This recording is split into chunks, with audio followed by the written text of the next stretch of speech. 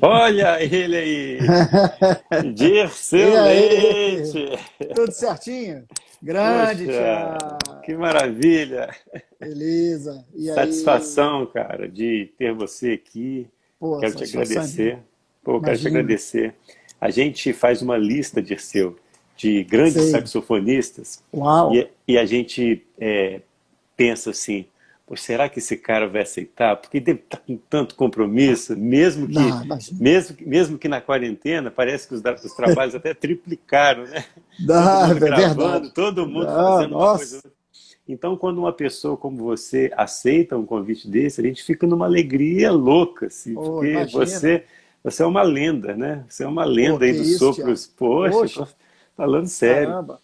Então, Grilo. assim, quero te agradecer de coração você ter aceito aí participar dessa live e vamos bater um papo. Eu só vou pedir uma coisa a Vamos você. sim. Claro, Se puder abaixar um pouquinho a sua câmera, para ela claro. ficar centralizada aí. Aí, ó, nossa, Pronto. maravilha. Perfeito. Maravilha. Tem um sax Beleza. lá atrás, lá num quadro, né? Olha que bonito. É, tem.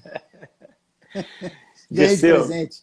ganhou de presente. Dirceu, é o seguinte, o nosso bate-papo, e todo mundo aqui, a maioria das pessoas que presenciam já conhece, é um bate-papo super espontâneo, tranquilo, ele fica gravado depois, isso é quase que um workshop, porque eu costumo Uau, falar com quem legal. ouve que você, músicos como você, que tem a experiência muito na estrada, tocando com várias pessoas, Uhum. durante a conversa, há frases e há palavras que vocês falam que, se o telespectador estiver atento, adianta aí uns 10 anos de vida dessas pessoas. Adianta 10, 5 anos da minha vida, entendeu? Porque é conversar Oh, com gente maravilha. experiente. Então, Aham. se vocês que estão ouvindo aí já pode pegar um lápis, uma caneta, o Silvério Pontes aí já chegando. Grande Silvério, meu amigão, figura maravilhosa. Então, Poxa, gente, Dirceu, muito obrigado, viu, por você ô, ter aberto seu Tiago. espaço. Tiago, eu que agradeço. O seu trabalho é um trabalho maravilhoso, um trabalho didático que reuniu o que muitas vezes a gente. Você sintetizou o que muitas vezes a gente leva tempo para explicar para os alunos, para as pessoas que querem aprender, que querem começar. E você está fazendo um trabalho assim didática, de organizar o estudo dos alunos, enfim, de uma forma muito técnica, muito simples e abre um canal assim muito dinâmico para as pessoas estudarem e aprenderem de uma forma mais tranquila, né? E mais fácil. Muito legal. Parabéns, viu, pelo seu trabalho. Poxa, obrigado, Dirceu. Olha, o que a gente percebe é porque os músicos da sua geração, quando você fala assim, pô, está fazendo reuniu 7 pilares e agora está falando de coisas que todos os músicos já sabem disso há muito tempo, que tem que estudar técnica, tem que estudar sonoridade. Claro que sim. Você é de uma geração que não tinha tanta informação. Quando você começou, você não tinha esse excesso de informação. Quem tinha um Não, livro era o rei, né? Quem é, tivesse um é, CD era o cara. Então de você verdade. foi um tipo de músico que foi lapidado muito naquela coisa de ouvir, tirar. Ir ao Uhum. show do saxofonista que gosta e conversar com ele no camarim, Nossa, tirar aquelas informações. Não era isso? exatamente. Isso aí. Isso aí. Lógico que a gente não acaba, para nunca de estudar, né, Tiago? Nunca. A gente está sempre procurando coisas. A coisa é um dos pilares, né? A A curiosidade, né? curiosidade. No dia que o músico perde a curiosidade, ele perde boa parte do seu brilho, né? Profissionalmente falando, né? Eu acho que o músico ele tem que ser eternamente curioso, né? E então eu passei por essa fase, é, essa escuridão cultural, né? Porque o Brasil, você estudar música na década de 70, que eu comecei no finalzinho da década de 70, eu sou uma geração a menos, uma geração e meia a menos do Cacau, que eu estava assistindo ontem, maravilhoso. Sim. Foi meu professor, inclusive. Foi Opa. meu primeiro professor, né? E então eu acho que quando a gente passa por essa escuridão, né? Quando eu comecei a estudar flauta formalmente, já existia o primeiro canal que fazia com que a gente tivesse algum tipo de abertura e de iluminação em relação ao material didático, né? Que era a fotocópia. Né? A fotocópia foi inventada no início dos meus estudos. Então, na ProArt, foi onde eu estudei o instrumento e tudo mais, eu tinha um arquivo ali de fotocopiado, né, que a gente chamava de Xerox, né, porque era o nome da companhia que fazia as máquinas de fotocópia. Né? E a gente tinha ali um acervo enorme, e esse acervo era super escondido. Não, peraí, mas a sonata número 7 de Bach, você vai levar, mas você tem que entrar numa fila, só daqui a 2 meses que você vai poder levar. Sair escoltado. Não, e aquela coisa, né? Eu já com 18, 19 anos, entrando numa loja de instrumentos musicais e procurando uma sonata, uma peça clássica, alguma peça, e olhava aquilo ali. Eu acho que a preço de hoje custava assim, uns R$300 uma sonata. Era uma coisa assim inatingível, né? Você comprar um negócio desse. Você conseguia num sebo, você conseguia copiado, manuscrito, você copiava as sonatas, as coisas. E aí, quando veio a fotocópia, chegou assim na década do início, bem no início da década de 80, quando a coisa começou a se espalhar, isso já abriu um horizonte assim, sem precedentes, né? Porque eu passei a ter, ao invés de uma sonata de Bach, eu passei a ter as 7 sonatas de Bach. Bom, eu tinha as 7 sonatas de Bach, mas só... E tem um acompanhamento de piano. Não é possível. Não acredito. Você tem a parte de piano? Não, Dirceu, pelo amor de Deus, eu estou indo aí agora pegar... Não. Você vai fazer o quê? Não, eu vou tirar a cópia. Mas a copiadora só tem no centro da cidade. Era uma coisa complicada. Então, era difícil mesmo. Então, essa dificuldade que o músico tinha lá nesse tempo de estudar era muito grande, né? São verdadeiros... Esses músicos da década de 60, são verdadeiros heróis, né? Porque como é que eles conseguiam... O Cacau estava falando do Moacir Santos, que veio do interior de Pernambuco. Cara, como é que ele conseguiu? É muita genialidade, né? Como é que ele conseguiu dar aquele pulo do gato, conseguir chegar naquele nível de excelência musical que ele chegou? Lógico que ele depois veio para o Rio de Janeiro, conheceu outros músicos e tudo mais, estudou e tal, arranjo, contraponto, improvisação, mas o material era um negócio horrível. Né? Enquanto o músico, eu costumo dizer isso, enquanto o músico americano ele passa a vida toda tendo esses acessos, juntando dinheiro para poder fazer turnês e viajar e tudo mais, o músico brasileiro passa a vida toda juntando dinheiro para comprar um instrumento bom, porque você começa a ter um instrumento bom depois que você já está dentro do mercado de trabalho, já no primeiro terço da sua fase ativa, vamos dizer assim. Eu adquiri meus instrumentos bons, satisfatórios, com 30 e poucos anos. Já tinha 10 anos de estrada. Até ali eram todos meio mais ou menos, né? Aquele fusquinha assim, sabe? Sem calota.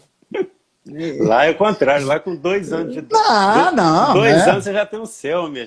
O cara vai estudar sax numa escola e ele compra um Selmer. Né? Vou comprar, no mínimo, um Yamaha 62. Né? Mínimo, né? No mínimo, né?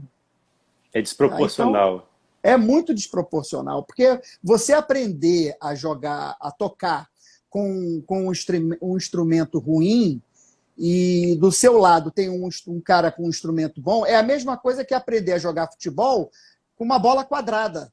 Né? O cara tem uma bola oficial, você tem um Selmer, você tem uma bola oficial da FIFA, e você tem um Praxis Flans a Blends Again. Você tem uma bola quadrada e furada ainda por cima. Exatamente. Como é que você é? Como é que chama? Tracks and Blondes a Blends Again. Esse aí é o instrumento. Eu me lembro, tem uma história do Altamiro Carrilho, por exemplo, que ele foi concorrer no programa do Ari Barroso, que era um programa de calouros, e a flauta dele, estava faltando 3 molas. E aí ele colocou um elástico, 3 elásticos. Né? Então ele estava tocando uma peça que eu não sei, eu não me lembro agora, que ele falava qual era a peça. Mas ele estava tocando um choro E no meio do caminho, um daqueles elásticos arrebentou. Então ficou um negócio assim meio horrível. Até a metade do choro estava maravilhoso. A banda lá da rádio tocando, acompanhando, o pessoal entusiasmado, ele novinho, né? Aí quando acabou, né, o Ari, ele não perdoava, né? Não. Ele era pior que o Chacrinha. Ele não tinha aquela buzina do Chacrinha, mas ele tinha uma garganta assim ferina, né? Ele acabava com o cara quando dava problema. Aí, mas ele sentiu um valor ali na história, né? Então ele falou: meu filho, vem cá, estava tudo tão bem, de repente, o que aconteceu? Você teve uma dor de barriga no meio da música? O que aconteceu? Aí ele explicou, ele falou assim: não, né? Porque arrebentar a flauta dele toda arrebentada, né? Blends, closes, a blends again, e arrebentada, aquela bola de futebol quadrada e furada, né? Puta e aí ele explicou, não, é porque arrebentou, mas eu posso consertar aqui agora, se você me der a chance de eu tocar de novo. Ele, não, fulano. Aí pegou um cara da orquestra dele, empresta a flauta pro menino, deixa o garoto tocar, pô. Vai tocar de novo, mas vai tocar com a flauta do flautista. Aí o cara emprestou a flauta para ele, ele tocou e ganhou naquele dia, foi pro trono e recebeu o primeiro prêmio.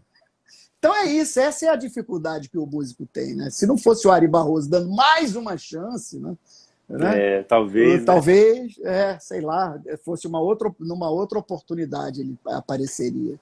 E mesmo não tendo esse tipo de informação, essa riqueza, não deixou essa época forjar grandes músicos. Não deixou, você ver aí a quantidade de grandes músicos. E hoje em dia, de maneira nenhuma. O que a gente percebe hoje é que existe muita informação e a meninada, eu falo isso porque eu leciono em conservatório, elas entram na sala de aula já com muita informação na cabeça, mas já está batendo cabeça, não sabe organizar realmente um estudo focado. É porque a evolução da humanidade não acompanhou a evolução dessas ferramentas. Ele não acompanhou. Por isso, né? Porque a gente fica imaginando, se eu tivesse esse acesso todo, eu teria ido muito mais. Claro, porque o nível de curiosidade nossa, a pressão era muito maior, né? Porque você via ali uma pontinha de uma partitura, você já, eu vi primeiro, ninguém bota a mão porque eu vi, entendeu? Então, quer dizer, baseado nessa história do passado, você tira como exemplo o que se tem hoje, né? Com essa livre oferta na internet, pelo mundo, né? Você entra numa biblioteca na Rússia para pegar uma partitura, né? Você paga uma mixaria, mas você paga um dinheiro mais honesto, às vezes não paga nada, né? Você tem em PDF de uma outra forma e tudo mais, mas aí você fica imaginando, se isso fosse do meu tempo, mas eu acho que a gente tem que respeitar a cronografia, a cronologia, isso. A cronologia da história da humanidade. Eu acho que não é por aí. Talvez eles têm isso, mas é muita informação. Então, os problemas são outros agora, né? Porque ele não tem só essa informação da sonata, ele tem informação dos jogos, ele tem as notícias chegam minutos depois, o cara morre lá na Sibéria, você sabe 5 minutos depois, o cara morreu, coisa que a gente ia saber 2 meses depois, né? Imagina.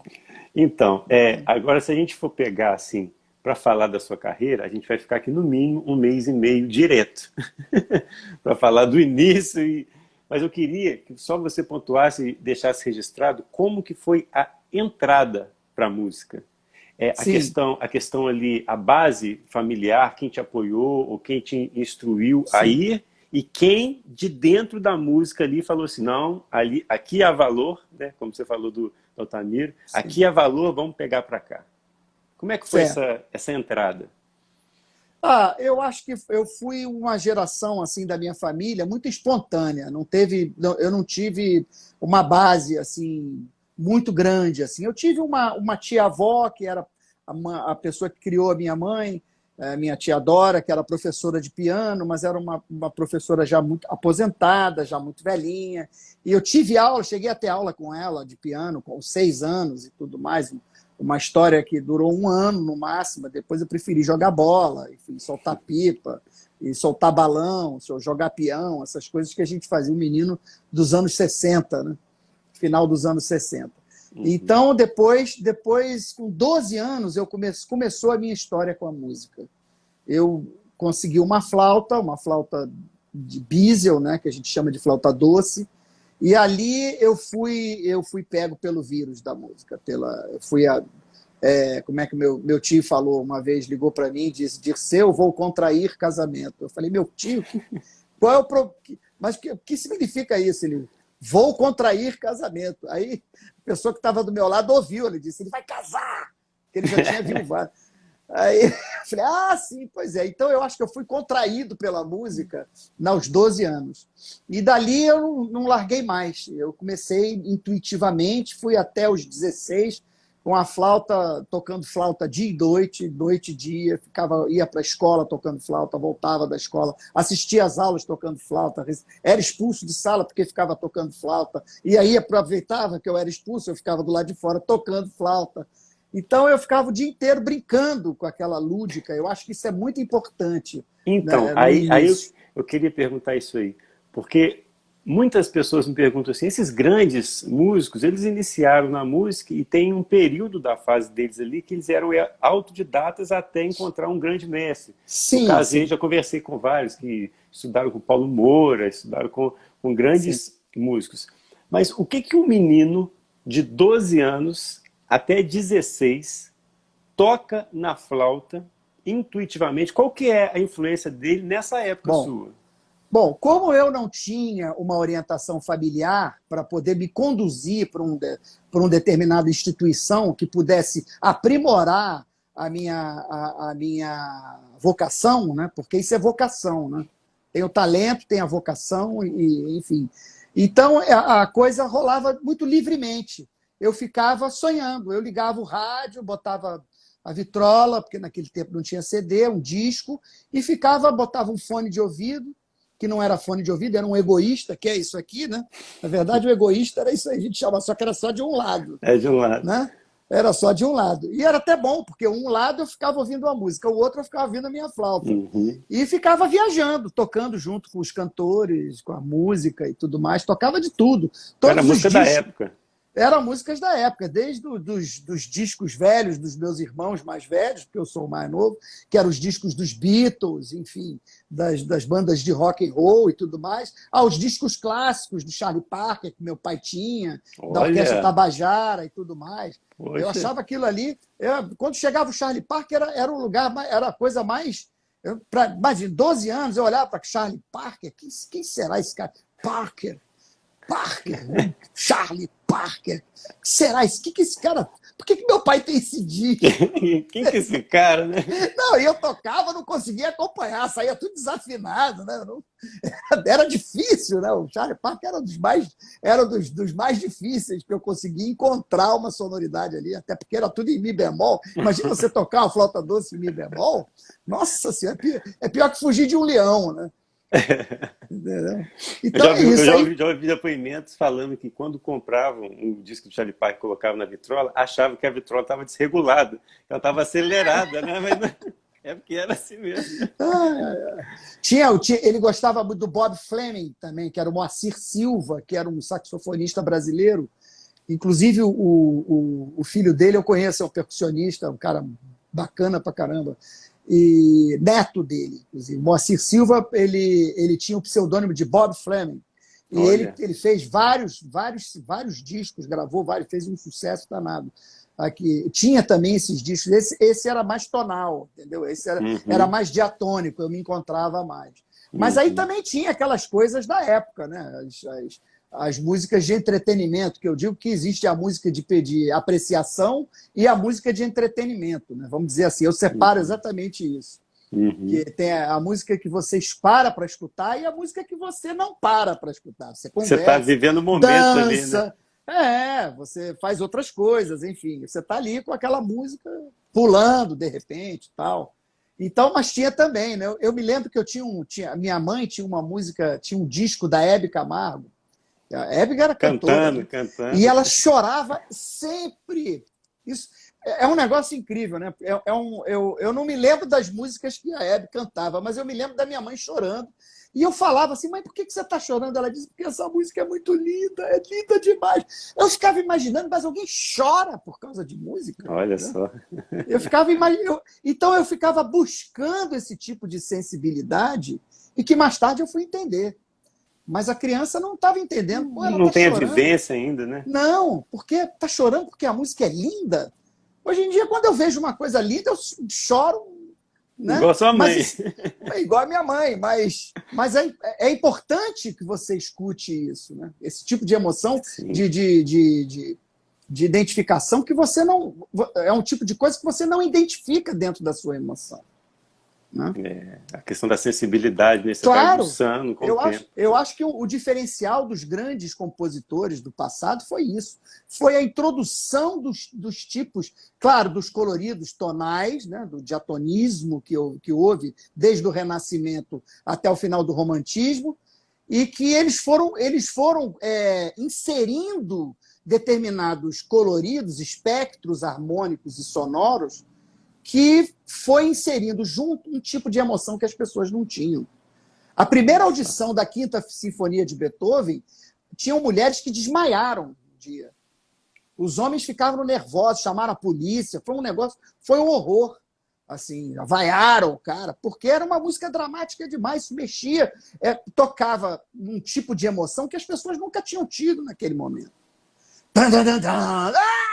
Pronto, caía duro no chão.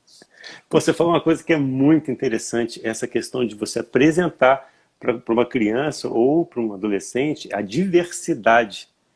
Ali você Sim. abrir o leque de opções, existe rock, existe clássico, existe música europeia, existe música árabe. E aquilo ali, você falou, a diversidade de sons, Sim. reage de uma forma muito potencial na questão da sensibilidade.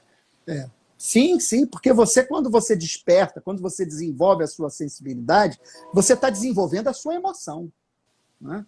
É um tipo de som que vai provocar em você, às vezes você nem sente que está provocando, né? Porque vai na base do inconsciente, do bem mesmo, das coisas mais profundas do seu ser. Né? Mas que é importante que você escute. Né? As músicas de Wagner, por exemplo, te dão muito esse efeito. O próprio Tchaikovsky também. Mahler. Nossa! Eu tenho um livro que chama Alucinações Musicais, do Oliver Sacks. Não sei se você já ouviu falar desse livro. Sim. Esse livro é um doutor que ele relata, né, casos de música que tem paciente dele que quando toca uma certa frequência, ele vê cores. Olha só. É a questão, ele vê arco-íris, assim, cores. Tem uma outra mulher que ela mudou de casa, foi para uma outra região, e ela todo dia, meio-dia, desmaiava. Todo dia, na casa dela. E ela ia no médico, ela falou, não sei, acho que eu estou tomando café direito. Aí o médico passou a receita, ela tomou, meio-dia, ela desmaiava. Ela falou assim, olha, não está dando. Aí o médico falou assim, eu vou na sua casa para ver o que está acontecendo. Aí ele sentou na casa dela e ela arrumando comida para ir lá. Deu meio-dia, ela desmaiou. Ele descobriu o que era. Sabe o que era? O sino da igreja próxima. Quando ele batia, meio-dia, aquela frequência anulava ela desmaiava. Olha que louco isso. O poder da música, desses espectros que você fala, né? As frequências. É muito forte isso que você está falando. É fantástico. Bastante. E tem muita gente que sabe mexer muito bem com isso, né? Que trabalha com isso. Né? Esses jogos eletrônicos, esses caras trabalham. Não teve uma fase no primeiro decanato do ano 2000 que você tinha os desenhos japoneses que provocavam convulsões nas crianças, lembra disso? Você lembra disso? Não lembro. Tinha umas animações japonesas que provocavam, que a música provocava são os avós do Pikachu, vamos dizer assim. Olha né? só. Que estava provocando convulsões nas crianças. Então, a frequência ali. A frequência, exatamente. O tipo de informação que você dava para o seu inconsciente. Isso é tão importante. Você me fez lembrar, o Pat Metheny, ele estudou qual que era a sensação que cada nota dava em cada acorde. Ele fez esse estudo para ele criar ali uma linguagem, para ele ir nas notas que ele se sentia mais emotivo, né? Sim. Isso é muito Fantástico. sério, muito É, sério. muito. Pois é. Por isso que a gente tem que ter uma consciência e um senso crítico diante da música.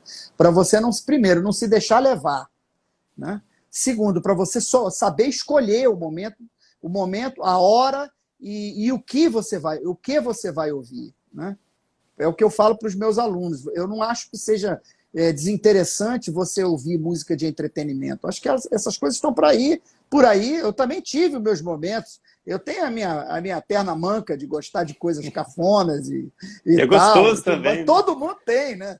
E agora, é importante você conhecer também a música de apreciação, porque é essa que vai desenvolver a sua sensibilidade. Não é aquela música, meu amor, eu te amo, eu te abandonei, você me abandonou, mas a gente se ama, eu quero voltar para você. Vem, amor!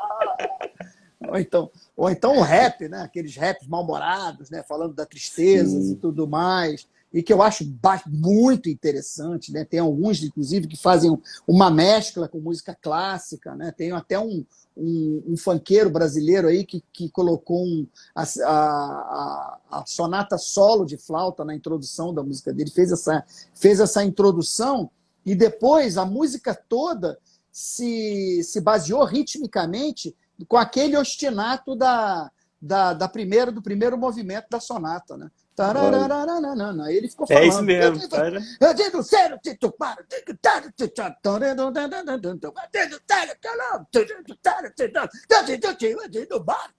Pô, muito interessante, né? Agora, Foi, isso aí não é tudo. Isso aí realmente não é interessante você curtir isso. Mas eu é, acho que. Pode falar. no Grammy Latino passado, a Ariana Grande, acho que ela foi indicada por uma música dela, acho que chama Seven Rings, acho que é isso. A introdução dela é o My Favorite Things, Olha só que imortalizada. É maravilha. para pa para parararara. É a introdução, exatamente. Aí ela entra Aham, naquele, é um hip hop, né, que ela faz, parece. aham, Ela foi indicada ao Grammy, olha só. É isso aí que você fala, a mescla, né? aham. Sim, sim, sim. Umas Engraçado, figuras bem interessantes. olha só, Dirceu. As pessoas acham que a gente vai receber o Dirceu Leite, que aí eles vão falar assim: ah, então ele vai dar a dica ali de qual escala, qual arpejo que ele fez na introdução. O papo é muito mais profundo. A música é além disso, né? Realmente é além disso. Pô, obrigado, viu? Você é Poxa, campeão. obrigado, pô. Eu Eu te que tenho que. falei. Peguem um caderno, anotem o que esse cara fala. Ô, Dirceu, então Diga. você ficou de 12 a 16 ali, Sim, totalmente sim, sim. naquela intuição. Intuição, Mas, sim. quando foi esse resgate? A gente não vai falar detalhado, porque senão... Aham, Mas claro, quando que foi esse exatamente. resgate que você falou assim, caramba, agora eu acho que vou ter que virar profissional? Eu acho que eu não tive essa. Eu nem tive esse questionamento, né? Nem tive esse questionamento. O questionamento que eu tinha é que eu precisava ganhar dinheiro. E um dia eu ia ficar adulto e eu precisava ganhar dinheiro, e com música eu não iria ganhar. Então eu comecei a pensar em fazer. Até meu pai mesmo falava, né? Meu pai é um militar da aeronáutica, imagina. Não, Nossa. mas você tem que se formar em alguma coisa, tal. E eu tinha uma família que me dava essa oportunidade. E eu cheguei a cursar 2 anos do curso de Direito, né? E aí foi ali, já com 20 anos, já tendo estudando Direito e tocando, né? Eu percebi que o curso de Direito era uma falácia. Eu adorava aquelas aulas, né? Mas eram cedo demais, né? Eu chegava em casa às 5 horas da manhã, às 7h30 eu tinha que estar na faculdade. Então, eu já comecei depois de um tempo, comecei a conhecer os professores, e eles a me conhecerem, eles falavam, precisa chegar às 7h30, não chega mais 9h30, tá tudo bem, eu te passo um trabalho aqui, fica tudo certo. Olha Eu só. comecei a ver que eu estava fazendo uma faculdade de bosta, né? Eu ia acabar, vem cá, que história é essa? Os caras estão deixando... Não, eu adorava, não, tudo bem, mas depois eu fiquei pensando, cara, como é que é isso, né? Eles estão formando quem, né? Eles estão formando quem? Olha o perigo. Imagina se fosse medicina. Não, a sala de cirurgia você não precisa Nossa, assistir. Depois você assiste um videozinho aí, tá tudo esse certo. bisturi você pega de qualquer jeito, né? Pois é. Ainda bem que era de direito, né? Pô, Então aí eu saí dessa faculdade e nessa época eu já estudava com alguns músicos e tal, já tinha estudado com o Cacau já nessa época. Lamentei demais a ida dele para Paris. Fiquei torcendo para ele não ir, porque rolou um negócio assim, tipo, não, pode ser, eu acho que eu não sei. Eu falei, não vai não, Cacau, pô, vou ficar aqui. Você é cheio aqui de tá aluno. melhor, pô. Pô, tu mora aqui na Lagoa, mora bem pra caramba, toca com um monte de gente famosa. Pra que tu vai topar? Vai se meter lá e fazer o quê, rapaz? Ele Mas foi. ele acabou indo. Foi com o Neném, né? Ele foi com o Neném. Pois é. Foi, né? Eu tive em Paris em 87, ele já estava lá, foi a primeira vez que eu fui a Paris. Eu não consegui encontrar com ele, mas eu encontrei com o Nenê, com a Zabelê, num grupo, toquei, inclusive, com o André Decache, que era um pianista, um pianista Decache, maravilhoso. Fazia coleção de canetas, eu também faço. Toda vez que mesmo? meus professores, os meus alunos falam, pode ser, mas deve ter umas 16 canetas, eu lembro do André Decache. Cara, eu peguei essa doença com esse cara. Eu adoro, tenho mania de caneta. E aí é o vírus do André Decache, né? É o vírus. Ele era cheio de caneta. Não sei se ainda é. Mas aí você... Bom, aí fui estudar no Conservatório Brasileiro de Música, eu fiz educação artística lá, me formei. E aí largou o direito? Larguei. Tranquei, mas na época que tinha que voltar, eu não voltei e tudo mais. E comecei a me especializar, né? Fui estudar com o Ion Muniz, que o Cacau de Queiroz falou ontem para você, que é um músico extraordinário, um cara que morreu em 2009, né? Uma pessoa, assim, um gênio musical. Procura as músicas. Nossa Senhora, cara, fantástico. Ele deu aula para você? Eu tive 2 anos de aula com ele. Acho que até mais. Tive uns 3 anos. Super didático. Não, de maneira nenhuma. Era um músico. Ele sabia tudo. Ele tem um livro de música modal, de estudo de música modal, um negócio fantástico, que foi lançado lá na Finlândia, né? Porque ele casou com uma finlandesa, foi morar lá, foi bancado pelo governo finlandês, escreveu um livro, foi professor da faculdade e tudo mais, ganhou o Notório Saber lá e tudo mais. Olha só. E aí depois ele voltou para o Brasil, ficou aqui tocando e tal, mas ele já tinha voltado. Eu tive aula com ele antes dele ir para a Finlândia e depois que ele voltou, né? Não, as aulas dele, ele criava as coisas na hora, porque, na verdade, eu fui estudar com ele de improviso, né? Mas era um improviso, mas você quer estudar improviso de quê? Né? Você quer estudar escala de improviso, licks, você quer estudar o quê? Eu falei, não, eu quero estudar fraseologia. Ele disse, então a gente vai ter que descobrir a sua fraseologia, porque você não vai ficar copiando nem a mim nem de ninguém. Porque foi assim que eu estudei. E foi assim que o Cacau estudou, a fraseologia dele. Ele é um músico extremamente pessoal na fraseologia, na forma de improvisar. Maravilhoso. Ele não se parece com ninguém, né? Orientação, olha que importante a orientação. Olha só. Lembra, eu tenho uma hora na entrevista de ontem que você teve com ele, que ele tocando no People, que era um reduto de música instrumental aqui do Rio de Janeiro, que ficava no Leblon, na Bartolomeu Mitre. Assisti muitas vezes o Cacau lá, muitas, dezenas de vezes. E vários outros também, artistas, Edson Machado, enfim. E o Ion também, muitas vezes. E J.T. Meirelles, esses caras todos, Maciel, maluco, do trombone, o irmão também, o outro Maciel. E ele estava contando ontem isso, né? Que quando ele saiu do palco, o cara disse que ele era, rapaz, impressionante. Sonny Rollins. Cara do Sonny Rollins, ele quase bateu no cara, né? Cara, desgraçado, detesto. Não que ele adora o Sonny Rollins, mas ele não queria ser parecido com ninguém. Não queria ser parecido. Exatamente. Então, eu acho que foi essa a minha busca pelo Ion, porque o Ion não tinha uma didática, porque quando você vai estudar com um especialista em improvisação, ele tem uma didática, né? Um livro que vai te ensinar os dóricos, os modos gregos, enfim, as escalas pentatônicas, maiores, menores, japonesas, chinesas, marcianas, jupiterianas, né? De todos os tipos, né? Escalas indianas, e em que você faz com essas coisas todas, né? Que eu acho que é importante você conhecer, eu acho que você tem que saber ali, né? Para você, até mesmo para poder munir você de argumentos. Sim, Né? claro. Eu acho que você não tem que ficar tocando escala, você tem que ser munido de argumentos, né? Isso aí é o conhecimento Tem as ferramentas, né? Exatamente. Então, o que a gente ficava fazendo? A gente pegava uma música e ele fazia uma improvisação e eu fazia outra. Aí a gente fazia uma comparação. Vamos ouvir, por que aqui você não usa esse colorido aqui? Aí vamos voltar. Aí voltava, era toca-fita, né? Aí voltava, eu fazia na flauta, às vezes eu levava o tenor. Mas era fantástico. Uma aula que era para durar 1 hora, acabava durando 2 horas, 2 horas e meia e tal, porque ele nem tinha esse costume de dar aula, né? Eu é que insistia, né?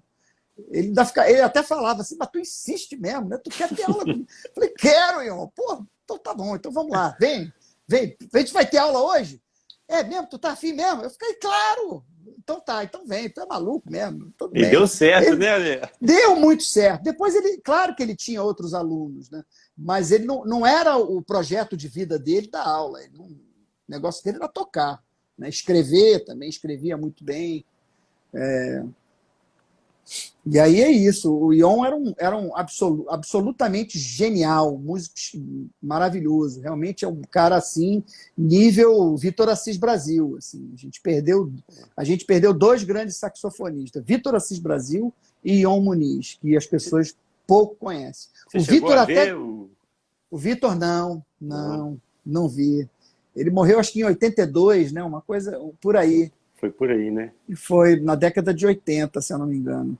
E eu estava bem no início da minha carreira, então eu ainda estava naquela iluminação, no processo de iluminação ainda, né? Com a flauta doce. Eu conheci o Vitor Assis Brasil num vinil que eu comprei, nem sabia, falei, quem que é Vitor Assis Brasil? Eu comprei, era um disco que tinha abertura, era pro Zeca, ele, o Montarroios, que era pro Zeca Assunção, né? Poxa, quebradeira, tudo ali, ele com a fraseologia muito particular. Brasileira, muito particular, né? Brasileira, né? Claro. A gente tem uma linguagem fantástica, né? que não pode ser desprezada, né? Existe uma tendência mundial, né? de você se desenvolver em termos de improviso muito pelo lado da música do jazz americano. Porque eles desenvolveram uma tecnologia, uma didática perfeita, maravilhosa, né? Eles empacotaram esse estilo e fizeram dali um negócio. E as pessoas que tocam naquele estilo são fantásticos, né? São frases lindas, maravilosas, que causam um efeito, um espectro harmônico maravilhoso. Cor ali, eu fico impressionado quando eu vejo músicos com essa técnica e com esse domínio, né? Eu realmente não consigo me identificar com esse tipo Mas é uma coisa muito pessoal. Eu gosto de ter a minha sonoridade, o meu lance e tudo mais. Mas eu curto também. Eu postei um vídeo para a chamada, aí você rapando o dedo ali na abertura ali do Arlindo. Mas eu curto demais essa fraseologia berkeleana, vamos dizer assim, né? Que é da escola de Berkeley. Eu adoro aquilo ali, acho lindo. Mas eu não consigo tocar aquilo, porque não faz parte da minha realidade, da minha vida musical, sabe? Eu acho que aquela coisa, eu também não consigo tocar um monte de música que tem por aí, enfim. Eu acho que a gente tem que respeitar isso, a nossa natureza. A gente não vai tocar uma música ou a gente vai seguir um estilo musical porque é uma tendência, porque é legal, isso dá mais dinheiro, isso aí é mais chique, né? As pessoas não sei o quê, não sei o que lá. Porque realmente a música instrumental brasileira mesmo, ela é discriminada, né? Ela é muito discriminada. Eu gravei o meu CD, o Cacique Instrumental, que foi o último CD que eu gravei solo, que é um CD conceitual, né? Um CD feito com uma regimentação clássica de samba de roda, né? Não tem piano, não tem contrabaixo, só tem instrumentos de percussão de mesa, seja tantã, repique de anel, repique de mão, banjo, cavaquinho, violão de 6 cordas, violão de 7 cordas, com participações magistrais, o Arlindo Cruz tocando banjo, o Sombrinha tocando 7 cordas, Rio do Hora, Carlos Malta, Milton de Holanda, Chiquinho Chagas.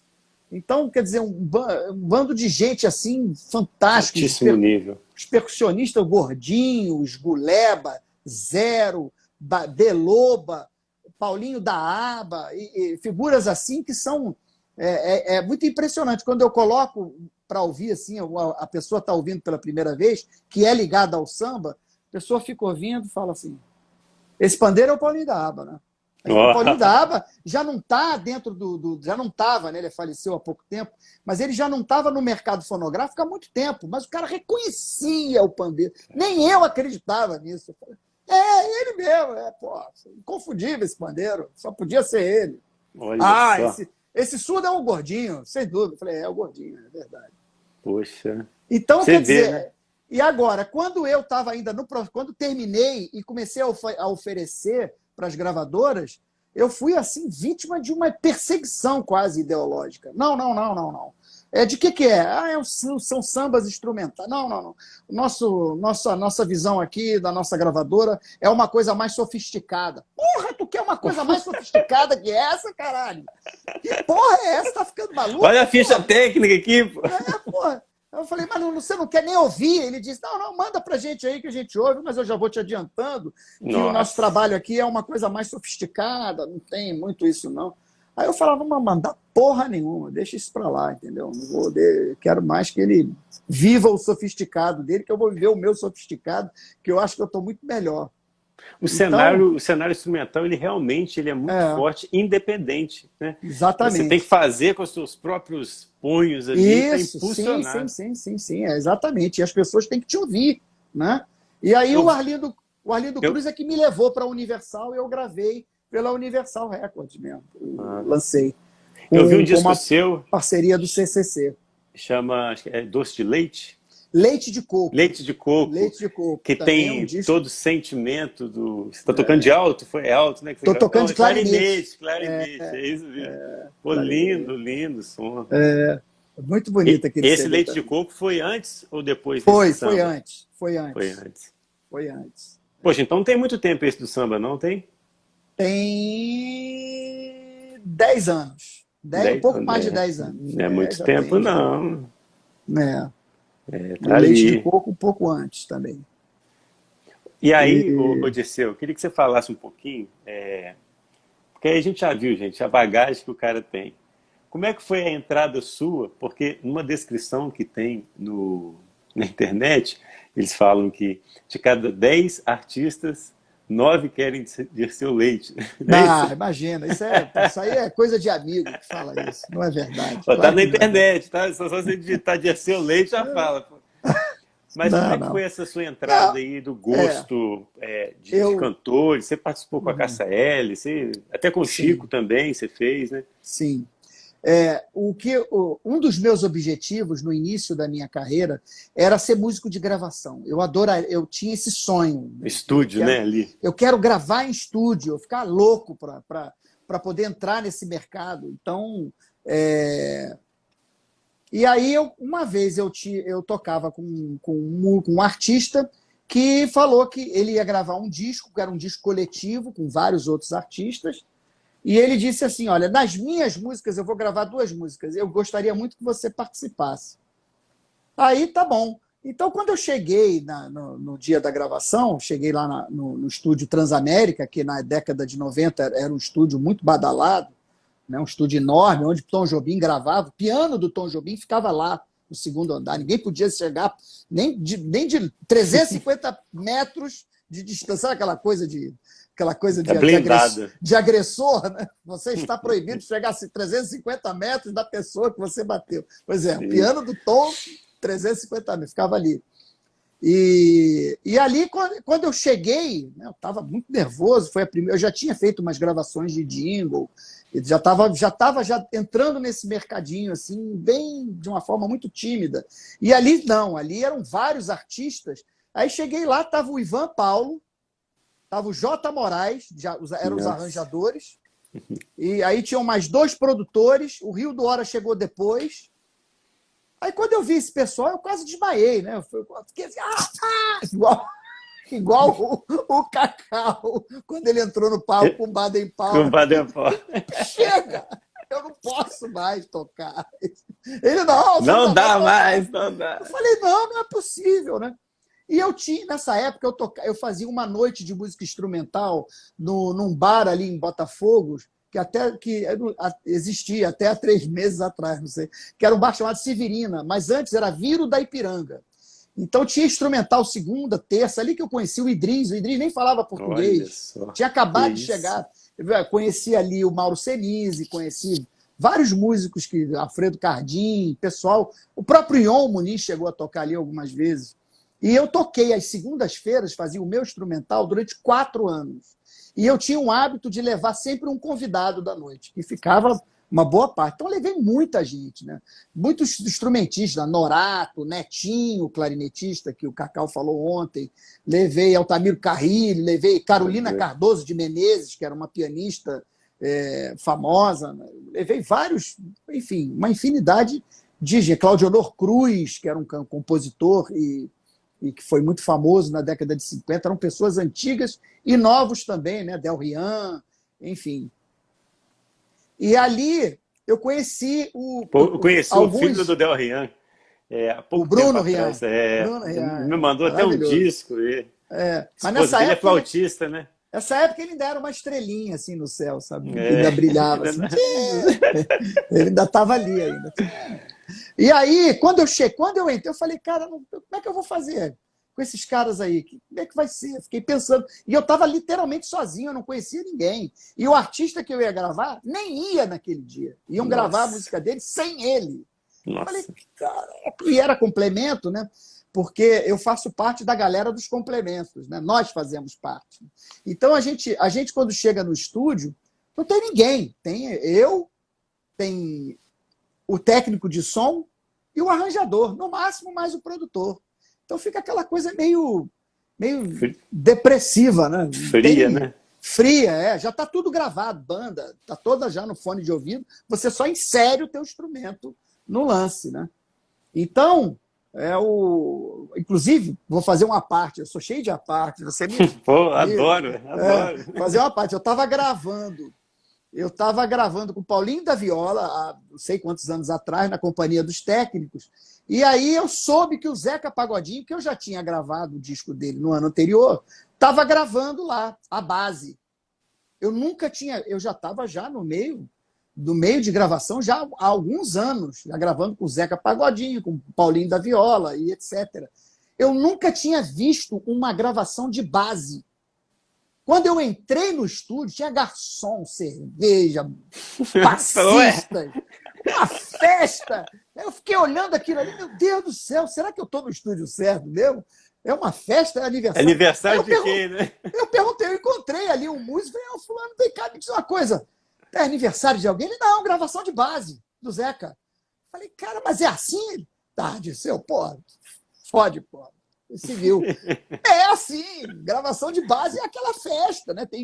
Tem docinho, salgadinho, cerveja, Coca-Cola, tem de tudo ali para você se divertir. Grava uma base, aí dá uma descansada, conversa, conta piada, grava outra base.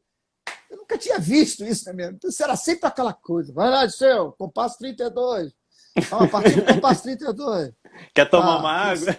Quer tomar uma água? Tá, vamos lá. Aí você ali, pensando nos seus fundamentos para poder fazer um som legal e tal. Não é aquela festa, né? E todo mundo gravando junto, um monte de gente dentro, né? O máximo que acontece com a gente é quando a gente está gravando com naipe, né? Aí tá ali, a gente... São raros os momentos. Mesmo assim, não tem salgadinho, né? Não tem salgadinho. Agora, eu fiz essa parte e esqueci. Eu não estou conseguindo voltar para a estrada principal. Qual era que a gente estava falando? A gente estava falando que você queria ser um músico de estúdio, né? Aí eu cheguei lá na Transamérica, vi esses maestros, eu quase desmaiei, dava vontade de ir embora, e tinham pedido para eu levar a flauta e o sax alto. Aí, quando ele... o garoto chegou? Então tá, então vamos botar agora a música. Clarinete. Aí eu falei, caramba, eu não trouxe clarinete. Não, o clarinete tá aí. Aí quando eu entrei na sala para gravar, já tinham gravado outras músicas que não estavam alto. Eu ia entrar naquela música que além do trombone, 2 trompetes, um clarinete, tinha um sax alto. Era eu. Quando eu vi o trombone era o Norato e o Roberto Marques. Aí eu já comecei a ter uma vertigem. Aí o trompete era o maestro Formiga e o Newton Rodrigues. Aí eu preciso de sal para botar debaixo da língua. E aí a única coisa que me salvou foi o Netinho, que ia sempre lá na minha noite de instrumental fazer. Instrumental foi várias vezes. Esse abraçou ele, um amigo que... Porra, eu falei, Netinho, ó, rapaz, quer dizer que você então é o garoto que o pessoal estava esperando aí, ó, o garoto toca mesmo, hein? Pode ficar tranquilo que ele toca mesmo, pode ficar, senta aqui, garoto. Falei, pô, Netinho, quanto tempo? E aí, como é que tá aquele negócio lá? Tá tudo bem? Pô, você, não sei o quê. Aí tudo certo. Aí deu aquela descontraída, né? Deu aquela descontraída. Aí o Ivan Paulo chegou com as partes, plum, botou aquela partitura ali na frente. Aí eu já comecei a estudar, já era um negócio meio difícil assim para mim e tal, mas estava dando, né? Aí, de repente, quando ia começar a gravar, o Ivan falou lá de dentro, ih, peraí! Aí ele trouxe uma parte de trompa para mim. Puta, não, pega essa partitura e lê aqui mesmo, lê nessa tessitura aí, que tá tudo certo, é só uma quarta acima, você transpõe rapidinho. Aí eu falei, pronto, meu mundo caiu, né? Eu falei, cara, como é que eu vou ler um negócio desse? Você sai de uma poesia em português e o cara coloca para você uma poesia em aramaico, né? Era isso, a verdade era essa. Em aramaico. Aí eu fiquei olhando. Declama aí, declama. Aí, de repente, aí veio aquela mão santa do Netinho. Eu falei assim, garoto, deixa comigo, pega aqui a minha partitura aqui e tal. Toca aqui, toca nesse tom mesmo, tá tudo certo, deixa que eu faça essa transposição. É muito difícil para você, isso aí não dá não, deixa comigo. Aí eu toquei praticamente, era um tom acima, então ficou muito fácil, e ele tocou, porque tem essa vantagem, né, que são poucos os músicos atualmente que têm, porque como tinha escassez de partituras, antigamente, né, que a gente começou conversando sobre isso, né? A escassez de partitura. Muitas vezes, as big bands e as orquestras de sopro, de música popular, não tinha partitura para todos os naipes. Então, distribuía-se, muitas vezes, partituras com outro tom. E o cara tinha que saber transportar. Então, os músicos antigos, eu estou falando de 2 gerações atrás da minha, né, que é o caso do Netinho, eles transportavam que se você pusesse uma partitura com qualquer tessitura, em qualquer tonalidade, e pedisse para ele tocar naquela tom, olha, essa música está em Fá sustenido, essa partitura está em Ré bemol, mas eu quero que você toque em Sol bemol.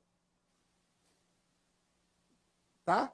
Que aí vai dar certo. Então, para eles estava tudo certo. Não, o que você estabelecer, a ordenação para eles parece que mudavam o seletor aqui, né?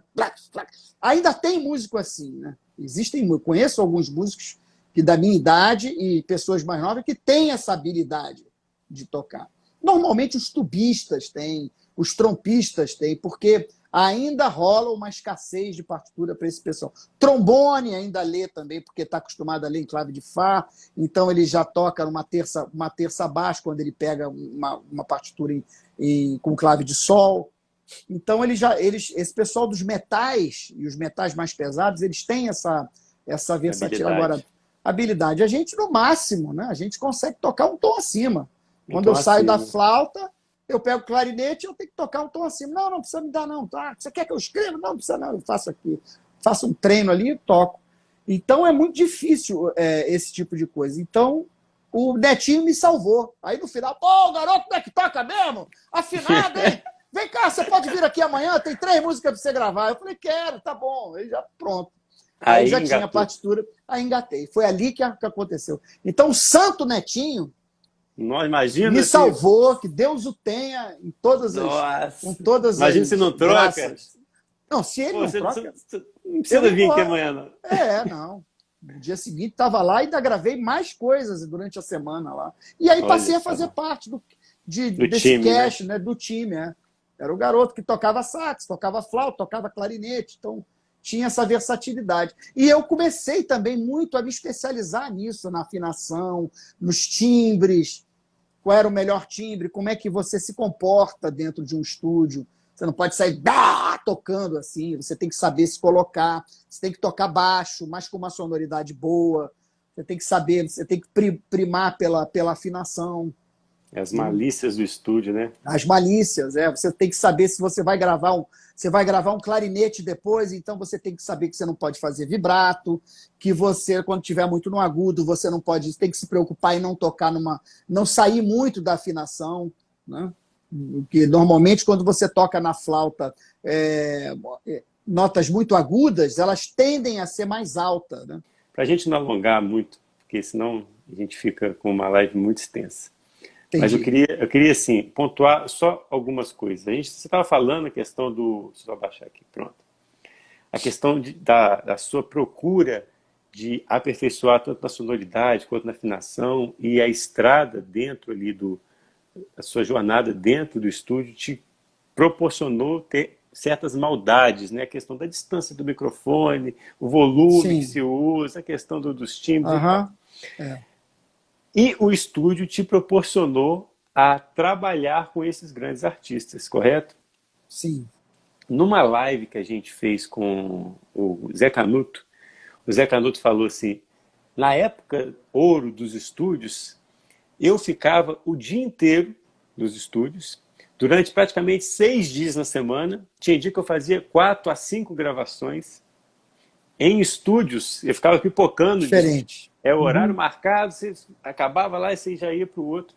E ele falou que, atualmente, as gravações de estúdio caíram assim, bruscamente. Não era como era. Isso procede mesmo, né?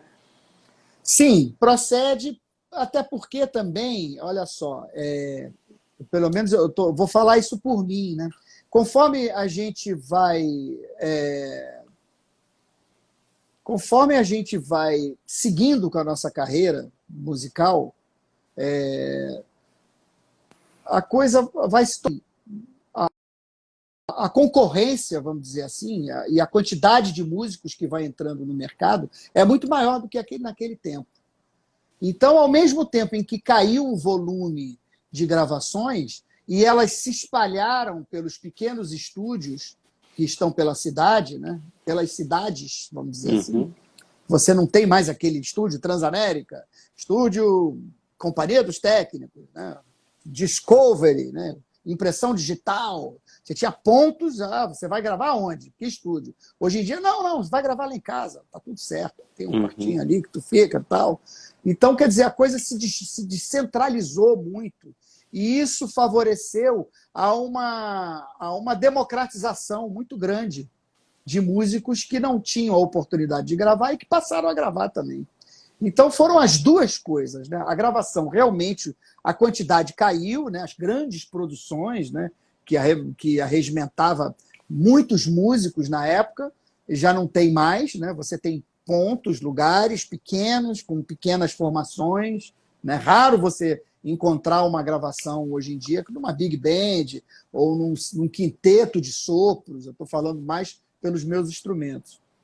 Normalmente eles dão preferência ou a você, que grava tudo, ou então 2 músicos, 3 no máximo, por causa da questão do orçamento. E juntando a isso a quantidade de músicos que estão no mercado e que estão tocando muito bem. Esse pessoal que está chegando muito bem preparado. E eles sabem fazer muito bem o que tem que ser feito, né? E cada um com as suas qualidades, com as suas virtudes, com a sua experiência, mas o que me faz gravar ainda, né? Até ontem eu estava no estúdio, né? Os estúdios estão voltando, né? A reabrir, porque eles estavam fechados, né? Porque o estúdio é um lugar fechado, né? Totalmente hermético. Perigoso, então, tem todo um perigo e tudo mais. Eu estava até evitando. Eu estava gravando muita coisa aqui de casa, né? Produções que até eu mesmo, que não tenho nenhuma vocação para mexer com tecnologia, eu tenho agora o meu pequeno estúdio, que eu já gravei vários CDs aqui, com flauta, clarinete, sax. Outro dia gravei uma música, foi para o filho do Martinho da Vila, com sexteto de instrumentos. Escrito um arranjo do Rio do Hora. botei clarone, barítono, sax alto, flauta, clarinete, olha, um negócio assim. Tudo na sua casa. Tudo aqui. E ficou. E aí o William, que é um dos donos lá da companhia, falei, e aí, William, ficou muito ruim? Ele disse, tá tudo certo. Beleza, já equilibrei tudo aqui, já equilibrei e tal. É só você mandar tudo flat, né? Então, essa experiência a gente também adquire, né? A gente vai adquirindo esse tipo de coisa também. E o Zé Canuto, por exemplo, já faz isso há anos, né? Eu estou fazendo isso há de 2 anos para cá. Ele faz isso, se duvidar, há décadas, né? Que ele já grava em casa. Ele e outros músicos que têm essa experiência, né? Mas a partir desse lance da Transamérica, eu realmente entrei nesse mercado de trabalho e fui me especializando, fui conhecendo como é que funciona, o que funciona mais, como é que é a questão do pícolo. O flautim, por exemplo, quando entra com a flauta, você tem que tocar o flautim um pouco, com uma afinação um pouco a mais alta para você poder casar na flauta. Uma vez eu fui gravar com o arranjo do Leonardo Bruno um hino nacional brasileiro, né? Que aí a minha parte, aquela coisa, né? Só tinha eu, ele e o técnico, né? Já estava tudo gravado, a banda inteira. E aí eu gravei clarinete, flauta, pícolo, clarone, clarinete, flauta, pícolo e clarone. E aí, quando eu fui botar o pícolo, nesse dia, acho que deve ter sido a primeira vez que eu ia gravar de pícolo, fazendo com essa junção, né? Então eu botei um afinador na minha frente para que ele não passasse muito, né?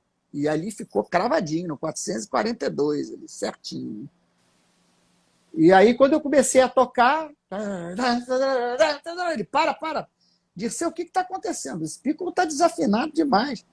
Eu falei, pô, maestro, eu estou vendo aqui, conferindo aqui na máquina que está tudo certo. Ele, não, mas essa máquina deve estar... Ela bebeu, fez alguma coisa? O que está acontecendo aí? Eu falei, mas está alto ou está baixo? Ele disse, está baixíssimo. Olha só. Ele fecha esse pícolo aí. Aí eu fechei para ele ficar mais alto. E aí a palheta, a agulha do negócio ficava ali. Estava na vermelha. Ele disse, agora está uma maravilha. Eu falei, cara, não é que... Olha só. Porque o harmônico tem que ficar mais alto quando você junta com a flauta e o clarinete. É um negócio incrível, né? É, uma coisa metafísica ali, né? Assim. Sei lá, não entendi nada, mas deu certo. E eu levo isso pro resto, estou levando já desde tempo, né? Eu já gravei mais de 4.000 músicas. Isso dá mais ou menos uns 1.500 CDs. Né? Então, quantos anos de estúdios vividos, né? Assim, direto.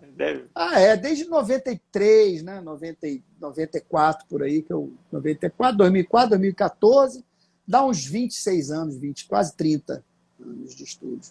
Ô, Dirceu, para encerrar, eu queria te fazer uma pergunta que ela é muito propícia, porque dentro dos 7 pilares, o último pilar é a interação. E Sim. Você é um cara que já viveu com muita gente, com muitos músicos, com muitos cantores. Você já pegou estúdio só com água e camarim com caviar. Já deve ter... Então, a sua interação foi demais. Eu queria que você assim, deixasse, às vezes, um recado ou uma dica de ética profissional, às vezes. De como você se manter num grupo sem causar muito estrago, ou se você ser bem quisto no grupo, ser agradável. Como é que é essa coisa da interação? Porque o músico ele vai construindo uma carreira. Se ele vacila com um artista, a casa dele cai para quase que todos. Porque, na verdade, a má fama ela corre muito mais rápido do que a construção das boas famas. Né? Então, assim, o que você pode deixar assim, de recado para... A pessoa que está no início da carreira, ela tem que saber que a nossa profissão é uma profissão muito desvalorizada. Né? Muito desvalorizada. Agora, a gente mexe com a sensibilidade, com a emoção das pessoas. Não só com as pessoas que vão ouvir, mas as pessoas que estão fazendo e produzindo. Porque quando você chega num estúdio, muitas vezes, eu aprendi a nem perguntar para determinados produtores, eu vou para o estúdio sem saber o que eu vou gravar. Porque antigamente, quando eu perguntava, Dirceu, pô, tu ainda quer saber? Pô, já estou te chamando, tu ainda quer saber com quem tu vai gravar? Aí eu chego lá, tá a Cássia Eller, né? Entendeu? Não era assim, era assim, o nível era. Então, eu nem pergunto mais, eu vou. Mas você não pode perder de vista que você está lidando com emoção e com sensibilidade. Aquele disco ali, por mais que seja um seu trabalho, aquele show que você vai fazer, aquela apresentação, aquele aniversário, você vai estar entrando dentro de uma das coisas mais profundas de alguém, dentro da sensibilidade mais profunda de alguém. Então, você tem que tomar muito cuidado para não magoar as pessoas. E você não magoa pela generosidade. O músico, apesar da desvalorização, ele tem que ser muito generoso. Então, muitas vezes, você tem que abrir 1000 concessões e tem que abrir com prazer, porque isso faz parte da nossa profissão. De você chegar, não, eu só vou se me pagar. Não é assim. Não é, não, você tem que ser um profissional, que você tem que se valorizar, que você tem que exigir determinadas coisas, mas existe um jeito de você exigir. Eu não preciso dizer nada. Eu indiquei um músico para uma grande produtora, para um grande artista, e que ela me ligou 5 minutos depois, me pedindo outro. Eu falei, mas o que aconteceu com fulano? Ela disse, eu liguei para ele para dizer que tinha um show, ele me interrompeu e disse assim, não, eu só quero saber o seguinte, quanto, onde e qual instrumento? Só me diz isso. Nossa. Aí ela falou assim, não, mas não, imagina, o artista era o marido dela, então ele disse assim, não, deixa para lá, não, aí ele sentiu que ele foi grosso, não, peraí, não sou eu que digo para você, tá tudo bem, obrigado, até logo, boa tarde. Aí me ligou para eu indicar outro, porque eu não podia naquele dia, então eu tinha que indicar uma pessoa. Então a pessoa chegar assim com essas armas na mão, quanto, onde e como, não sei o quê, horário, roupa, não é assim, né? Você tem que tratar as pessoas com muito respeito. Eu acho que isso é fundamental. Segundo, você tem que chegar lá com faca nos dentes, com 10, com seu melhor instrumento, né? Mesmo para tocar com as pessoas menos conhecidas, com aquela senhora que quer gravar, que teve sempre o sonho de gravar um CD, que ela está gravando ali, aquele CD já com 80 anos, depois que o marido morreu, ela decidiu fazer um CD, porque o marido nunca deixou ela cantar, então ela faz aquele CD com o maior carinho. Desde essa, vou chegar lá com a minha flauta de ouro, entendeu? E vou fazer o melhor som que eu puder fazer e vou criar as melhores coisas que eu puder criar. Vou estar ali completamente inteiro. Há aqueles artistas mais famosos e os artistas que na maioria das vezes, me pagam bem para você poder fazer isso. Mas isso é independente, né? A qualidade do seu trabalho tem que ser a mesma para aquele artista mais desconhecido e aos artistas mais conhecidos, né? E a última coisa, eu como toco 3 instrumentos e suas variantes, eu faço questão de tocar todos os instrumentos que eu puder levar, né? Eu sou meio píssico com isso, eu adoro tocar tudo, né? O cara tem que insistir para eu não levar. Não, Dirceu, é só flauta.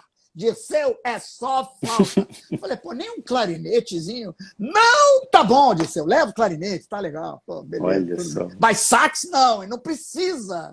Você vai ficar carregando peso. Não, mas pô, fica legal, né? Uma hora flauta, outra hora clarinete. É você ofertar, entendeu? Além do pedido, ofertar, né? Sim, exatamente. É isso aí. E eu chego mesmo. É a dona Carmélia está gravando um CD, não sei o quê.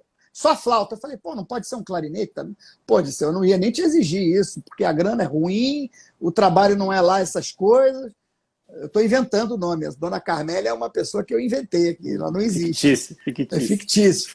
É uma senhora de 80 anos, não precisa. Não, eu vou levar o tenor, alto, soprano, clarinete, eu quero fazer um trabalho bonito. Dá para você escrever para isso? Pô, não ia nem te pedir isso, mas se você quiser levar, muitas vezes isso já aconteceu. Muitas vezes. Tem uma passagem bíblica que fala, ser fiel no pouco que eu te darei o muito. É isso aí. É isso aí.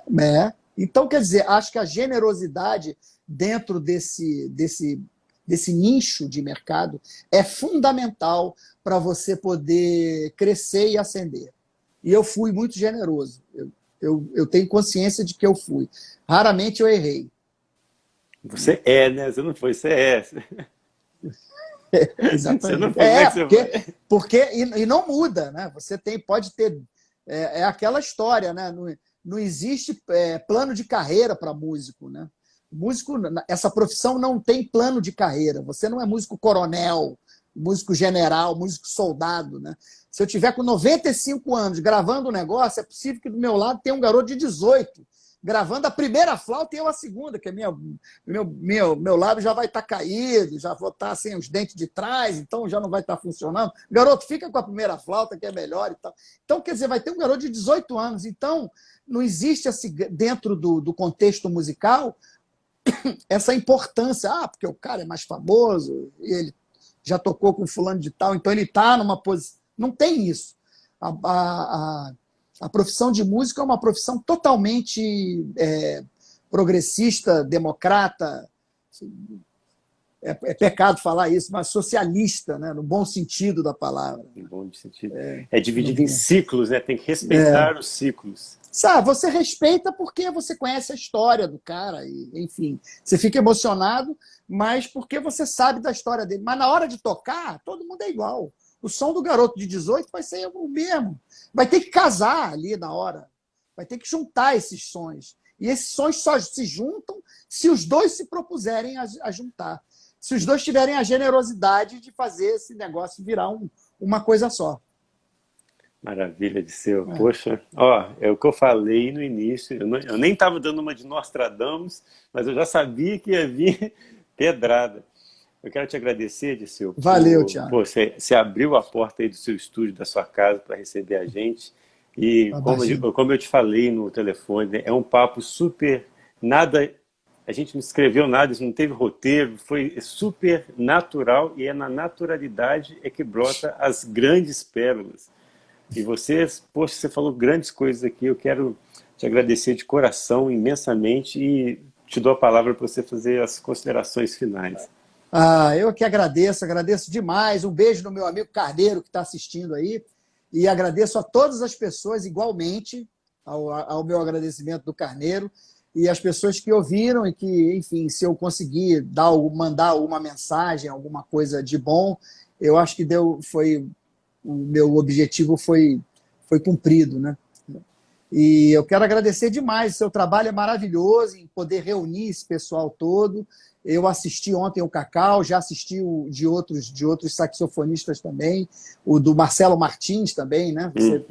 Tem muito Marcelo. Legal, adorei o Marcelo. Marcelo tem um humor muito engraçado, naturalmente engraçado. Né? Naturalmente. Tem do Idris também. O Idris. Do Idris eu não assisti. Tá lá ainda, não? Tá, eu vou te passar o link, tá tudo no YouTube. Tá bom. Idris, o Nivaldo. Eu vou assistindo aos poucos. Mas eu quero mandar um beijo para todo mundo que gosta de boa música, que procure, que não perca a curiosidade nunca. Que a curiosidade é aquele brilhozinho que tem aqui em volta da gente, né? A curiosidade por uma música, por uma coisa boa e nova. É isso aí. Obrigado, Dirceu. Deus abençoe você, sua família aí. Amém. A nós todos. Poxa. E até a próxima. Vamos nos falando, hein? Vamos, claro. Lógico. Isso aí. Tchau, Obrigado. tchau. Um abraço. Obrigado. Tchau. Outro. Tchau, tchau.